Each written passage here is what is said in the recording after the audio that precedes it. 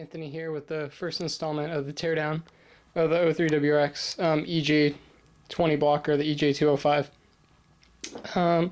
First step is you're going to want to remove this whole intake manifold here. What I like to do is I like to keep all the vacuum hoses and everything on there. Keep that all in place until you take the manifold off. And then you're going to have to pull a couple wires. You're going to have to pull this vacuum line from right here. Make sure to label it. You're going to have to pull your ignition stuff right here. Make sure to label it. Pull your wires here. Make sure to label them. In the back of the engine, you've got some tubes here. You're just going to want to pull everything that's connected to the actual part of the engine. You've got a couple of things to just disconnect the wires, but do one at a time and label each one. Label each one so that when they come off, you don't forget how they go back on. You got to disconnect everything here. And then once you've got all the bolts out, all 16 bolts, label them. Once you have all the wiring off, label it. You can take the whole head assembly off. Start off slow, make sure nothing's binding, and then you can pull it off just like that.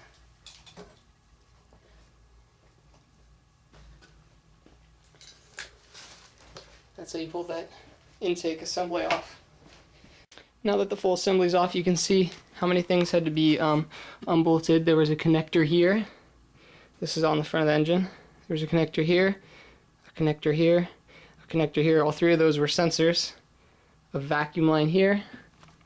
And then when we stroll to the other side of the engine, right under the oil filler cap, there was another connector, another vacuum line, probably a coolant line, a connector, a vacuum line,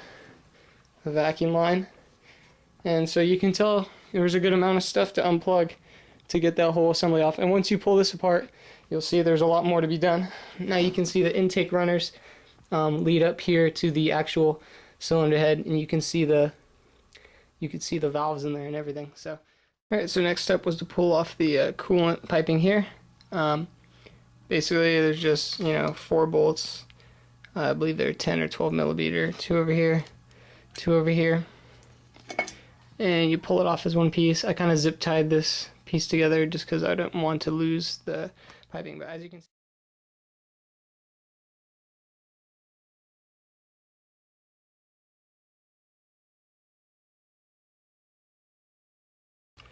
and then you just give it a nice pull.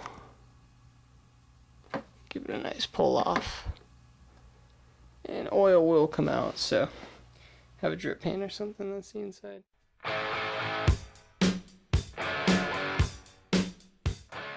Again with the engine rebuild, once you pull the valve covers off, you see that the overhead cams are there and all that stuff, and obviously you want to take off the head.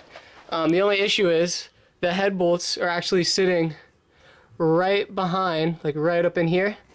They're sitting right underneath the cams, so you can't really get to them until you take the cam gearing off. Ow, just sat on something. And you have to take the crank pulley off. And so what you want to do is, to make your life a lot easier, is if you're rich, you can buy the Subaru special tool, which costs about 150 bucks, and it has 4 little welded in tacks that go into here like this, so it keeps this pulley from spinning while you loosen the center bolt out, which is torqued to like 70 or 80 foot-pounds. So it's a pretty tight bolt. You take a couple decent sized Allen wrenches, like those. You take 2 of them. So you take the 2 Allens, you put them in like so. You take a screwdriver and you wedge them like this. So now you have something that's not going to turn while you loosen the bolt. The way to make these tighter is, if you want to make those a little tighter, because mine are very loose, you just take some paper towel, wrap the Allen in it so it's a little wider, and then you can stick it in the hole like that and it'll make it tighter. So basically what you do is you get both of those in there like so, you wedge on it, and if you have someone else to help you, definitely be wearing safety glasses because these could break. You get your impact wrench. We have a 240 foot-pound electric one, but you can use an air one. the more the merrier. So if you have a 1,000 foot-pound, you're probably in good shape. You can go ahead and impact that off. I'm gonna hold it aiming towards the right as he loosens it. Back it out, go. And then it comes out like that. Bolts nice and loose. Also, one thing I forgot to mention is it will make your life a lot easier if you use on the bolt. If you use some penetrating spray for the bolts. I put it on the bolts the night before, even 2 nights before. Hit it with 2 coats or so. Get it. You want to get it all over because it'll get on the bolt. It'll loosen it up. And a lot of Subarus, these bolts get way too tight because people take off at like 7 grand, dump the clutch, and then these bolts over tighten themselves. So make sure to do that. If you don't have an impact wrench to do this with, you can use like a 25-inch breaker bar. You can have the person try and loosen it while you're holding it, and that would be the key. Next step is to get off the cams. So basically going to have to try and do the same thing with the cams. Once you get the cam pulley off, you can see it's empty there. Then all you got to do is loosen like 6 or 8 10mm bolts. There's a couple on the bottom too. And you pull the cover right off.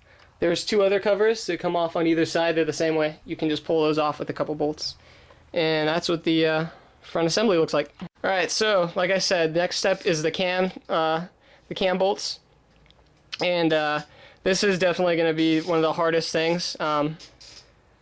Because you have 10mm hex screws. Anything. What you want to do is, if you have an impact wrench, you put it in all the holes, impact it for a couple seconds just to try and loosen them up, but it's not going to work. This is a 240 foot-pound one. Didn't even budge them. Spray some bolt penetrant stuff on it and let it sit overnight. Come back in the morning. You're going to want a nice, like I've got a nice hefty Craftsman C-clamp here. And what I did was, you take the C-clamp, loosen it up, and you put it right here. You tension this belt as much as possible because you don't want the cam teeth to jump a step, because if you end up rotating the engine enough, your valves will kiss the top of the piston and you have to get new valves because you bend them. So on this side, you tighten these as much as possible with the C-clamp. So you put the C-clamp like right there and you tighten it as much as possible. And then you get your giant breaker bar. I've got a 25-inch one. You put it on there with the 10 pounds on that thing. Just put all your weight on it and try and break the nut loose.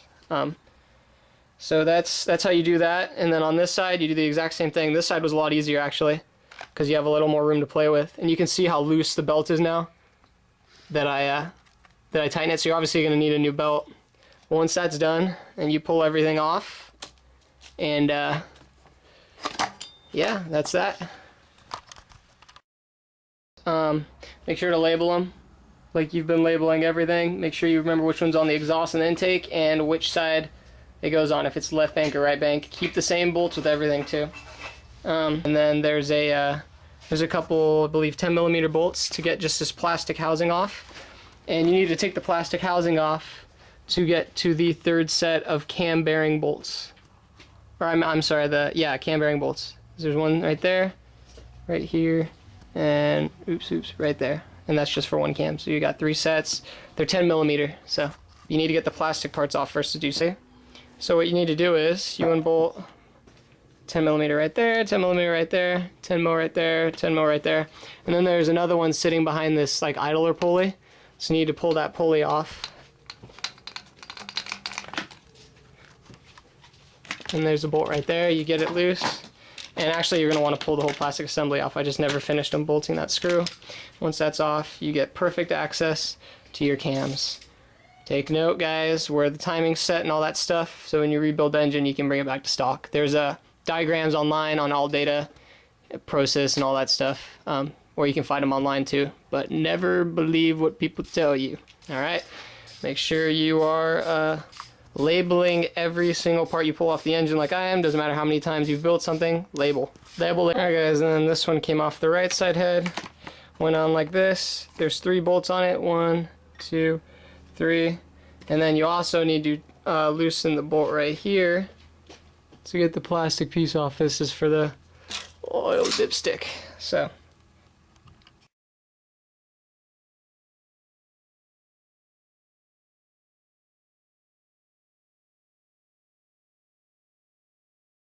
you need to take the plastic housing off to get to the third set of cam bearing bolts. Or I'm sorry, cam bearing bolts. There's one right there, right here, and oops, right there. And that's just for one cam. So you got 3 sets. They're 10 millimeter, so you need to get the plastic parts off first to do so. Okay guys, well I got the cams off here. As you can see, there's 3 cam support bearings, each with... Alright, so once you get those off, make sure you remember which one's the intake and the exhaust. It actually says, if you mix it up, there you go. See, it says intake, and then the bearing, the support actually aims towards the cam. So that's the intake, and then this one says exhaust, you see with the E.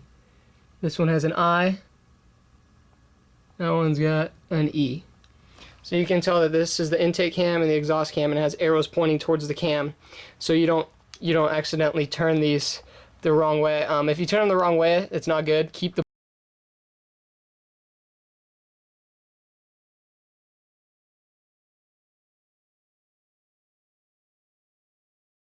Now we can finally get to the head bolts. Okay, so we got 6 head bolts here. They're all 14 millimeter 12 point, which I've got here. If you don't know what a 12 point looks like, there's 12 grooves in the inside instead of 6. 6 work with a 1/2 inch breaker bar onto a 1/2 inch, and then I broke the nuts loose, all 6 of them. You want to do a star pattern when you break them off if you can. I'm going to leave my cylinder assembly the way it is. I'm going to bolt the valve covers back on once I pull the head off, because I'm not going to be working on the head for a couple weeks. So I want to make sure no grime gets up inside anything like that. Alright.